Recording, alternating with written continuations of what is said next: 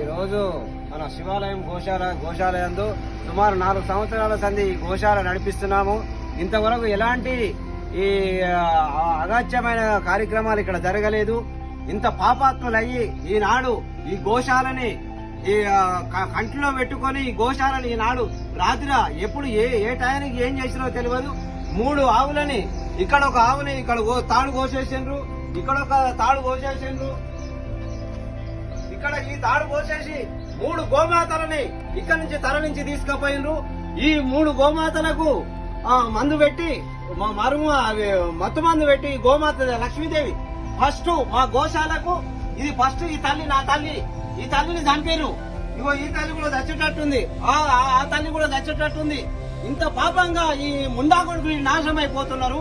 ఇది ఎట్లా అనేది మరి ఏం చేయాలి అనేది హిందూ బంధువులారా చూడండి, ఈ ఘోరాన్ని కళ్ళారా చూడండి, ఏం చేస్తారో చెయ్యండి. హిందూ బంధువులారా ఈ గోశాలని గోమాతని కాపాడే బాధ్యత మనందరి మీద ఉన్నది. దయచేసి అందరు మేలుకోవాలి హిందువులు అనేది నా ఆవేదన.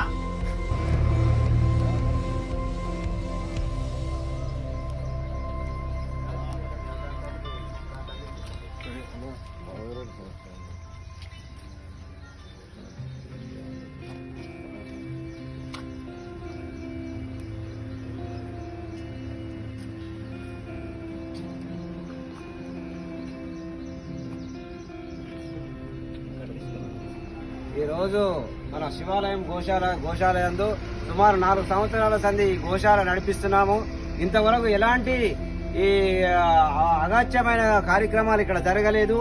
ఇంత పాపాత్ములయ్యి ఈనాడు ఈ గోశాలని ఈ కంటిలో పెట్టుకొని ఈ గోశాలని ఈనాడు రాత్రి ఎప్పుడు ఏ టైంకి ఏం చేసినో తెలియదు.